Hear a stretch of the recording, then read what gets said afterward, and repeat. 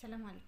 معانا واحد عنده مشكلة، بيقول أنا شاب عندي 26 سنة، خطبت بنت أصغر مني بسنتين، والحقيقة هي مؤدبة ومحترمة، ووالدها متوفي، وهي عايشة مع والدتها، ولها أخت أصغر منها في سنة. المهم، في توافق بينا وارتياح وحب متبادل، يعني الأمور تمام كلها، والمفروض اللي احنا نتجوز في شهر يناير القادم. ومن يومين كنت عندها، قالت لي أنا عاوزة أقولك على حاجة قبل ما نتجوز عشان تبقى الأمور كلها على نور. قلت لها خير، قولي.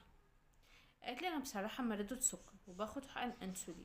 قلت لها انا بالنسبه لي عادي، المرض ده بتاع ربنا، ولكن ليه ما قلتليش الكلام ده وقتها لما اتقدمت لك وانا كنت حر في اختياري وقراري اذا كنت اقبل اكمل معاكي او لا.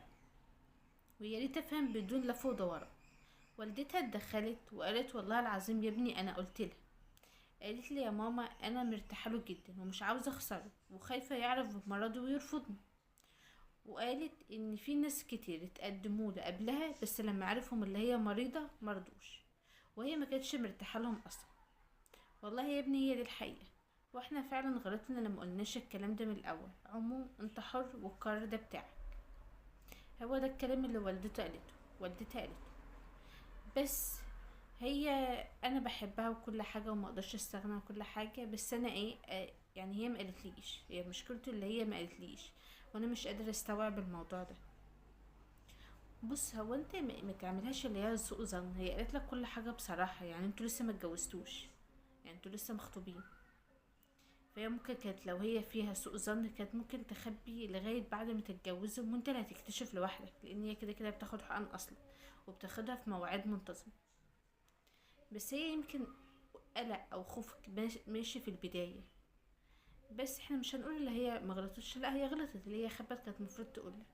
بس انت برضو انت نفسك لو كنت مكانها كنت هتعمل زيها عنك. لو انت فكرت في الموضوع كنت هتعمل زيها بالظبط.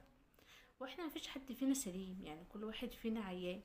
انت يعني بلاش سوء الظن وخلي، يعني نقول ايه، امن ان انت مكانها مثلا، وهتحس ان انت فعلا اللي هي مش غلطانه. هي خايفه، قلقانه، بدل هي انسانه كويسه ومؤدبه ومحترمه. يبقى خلاص كمل.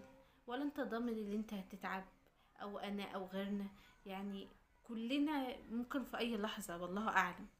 فعشان كده لا، يعني توكل على الله. لو انت شايف اللي هي خلاص انت مرتاح وقادر تكمل، خلاص كمل. والمرض كده كده ده بتاع ربنا، يعني ده حاجة محدش فينا يقدر